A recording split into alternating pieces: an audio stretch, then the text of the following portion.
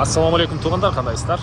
Назарыңыздарда қайрадан эле базар жоқ каналы. Бүгін 2 май 2023 жыл. Мен Бишкек шаарынын түштүк тарабы Южный магистралдан 2 бөлмөлүү сатылуучу квартира көргөзмөкчүмүн. Биринчи болуп келүү жолун түшүндүрөйүн туғандар. Бул квартирабыздын дареги Масалиева көчөсү 43 даректе жайгашкан. Бул жака сиздер Ояқтан Чыңгыз Айтматов проспекти Ынтымак парк тарапынан менен келсеңиздер деле болот. Мынакей торговый центр аларча деле жакын. Негизинен ориентирди Бакаева жана Масалия көчөсүн алсаңыздар болот. Же болбосо батыш тараптан Тыналиев көчөсүнөн менен де келе аласыздар туғандар. Негизинен Бишкек шаарынын түштүк тарабында жайгашкан. Бул тараптарда көбүнесе ушул абасы таза, жай салкын дешет көпчүлүк туғандар. Жакын жерде Монастырь университетинин корпусу, бир жаңы чоң мечет. Так, дагы тегеречиликте маркеттер, мектептер баары жакын болуп калат туғандар. Буякта китайский школа, буякта Америка элчилиги жана американский мектептер туғандар. Мына ушундай Ынтымак паркы жана башка парктар деле жакын жерде бар. Анан мынакей бүгүнкү чыгаштагы 2 бөлмөлүү квартира жайгашкан. Ушул көп кабаттуу үйдө болуп калат туғандар. Ушул көп кабаттуу үйдө жайгашкан. Южный магистрал тарабы деле мондай парковка.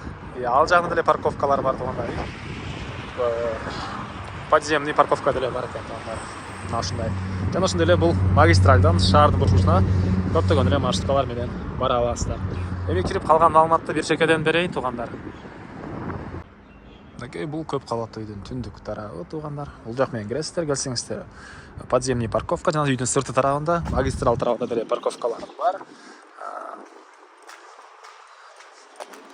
Коросу мынакей брусчатка, бул жакта балдар ойногон аянтча. Андан киргениңиздер деле бул жакта 1-чи подъезд, андан кийинки бул подъезд менен чыксаңыздар 11-чи этажда бүгүнкү чыгышта сатылуучу 2 бөлмөлүү квартирасы жайгашкан. Бул жагы 10 этаж, ошол эле курулуш компаниясы алган. Бул жагы 12 этаж. Азыр көчөдө бул жакта элдер жашайт экен. Бул жактагы квартиралар деле уже элдер кирип аткан учуру. Жана бүгүнкү чыгаштагы сатылуучу квартира бир гана жалгыз ПСО, ушул көп кабаттуу үйдөгү жалгыз ПСО квартира экен туғандар. Кирип эми калган маалыматын берейин. Лифт экөө, 2 лифт менен чыга аласыздар. Бири чоң, бири орто кеңдикте. Мынакей туғандар. 11-чи этажга да чыгып келип калдым. Чыгып эле сол тарапка бура аласыздар. Ал жерден оң тарапка карай бурулсаңыздар, мынакей бул эшикте бүгүнкү чыгаштагы сатылуучу 2 бөлмөлүү квартира жайгашкан. Так, мынакей бул негизги кирүүчү эшиги. Көрүп калың. Мондай темирден болгон эшик орнотулуптур. Так, андан ары түз эле кирсек, мынакей кире бериш жана коридор. Бул жерден калган бөлмөлөргө өтүп кете алабыз. 2 бөлмөлүү квартира туғандар 76 квадрат метр. 76 квадрат метр.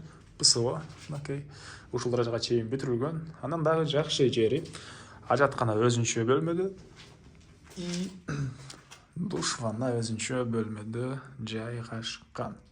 Бул тарапка стяжкасы коюлган. Потолоктон деле утеплять этилиптир. Бул тараптар деле утеплять этилген туғандар, мынакей. Жана ажаткананын бөлмөсү. Так, коммуникация боюнча айтсак, бары центральный газ, мынакей киргизилип же счетчиги орнотулган.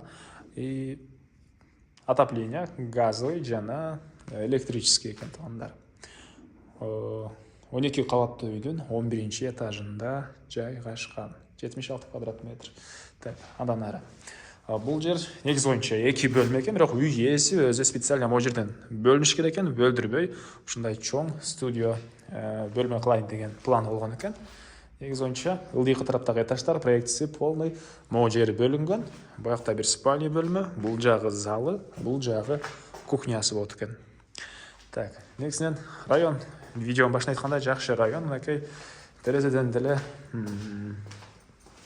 Южный магистрал көрүнүп турат. Бул үйдүн батыш тарабы болуп калат. Южный магистрал.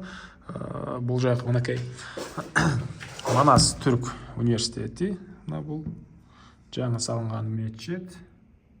Чоң мечет. Бул жерде китайский мектеп, могу жакын жерде. И түштүк тарабыбызда американский мектеп, Америка элчилиги,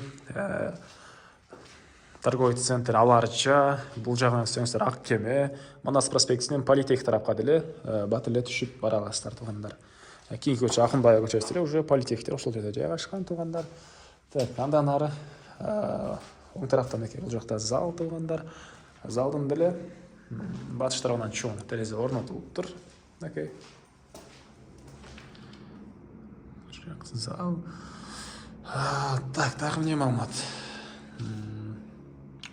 Жақын жерде жаңа айтқандай мектеп, садик, бар туғандай торговый центр, мектеп, супермаркеттер, бұл жағында ынтымақ паркі.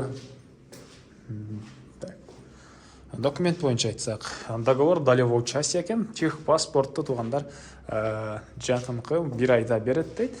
Негізінен бір еле ушыл ПСО, бір еле ушыл еле квартира қалып тұр. Бұл көп қабатты үйде қалған бардық. Квартиралар уже ремонт ой бүтіп, жашағандар жашатыптыр туғандар. Бір еле ушыл 2 бөлмелі квартирасы қалған. ПСО ушыл көп қабатты үйде. Құрылыш компания бұл туғандар Сафир құрылыш компаниясы екен. Бұл жерде сушилка, окей.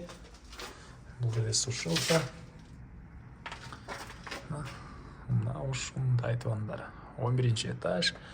Кенен Бишкек накей көрінеді. Так. Даже не маалымат айтылмаған. Электропроводтар бары тартылған. Так, басы бұл 2 бөлмелі квартираның квадрат метріне $800 сұрап атыптыр. 76 квадрат метр болған квартира, квадрат метрі $800. Анан дағы біраз сөйлеуші болады, келіп көріңіздер, жақса сөйлеуші дейді. Чалыңыздар кейбір маалыматтар мен айтпай қалған болсам, сұрап чалып білсеңіздер болады. Квадрат метрі $800, елер номер экранында. Анан бұл видеоны туғандар сіздер достар менен, группалар менен бөлішсеңіздер, маға бұл квартира иесіне чоң жардам берген болыңыздар. Жана ошондой эле кимдир бирөө квартира издеп аткан болсо, ал кишиге да чоң жардам болот. Анда эмес эместермен коштошом. Кийинки чыгышка чейин туғандар, саламатта калыңыздар.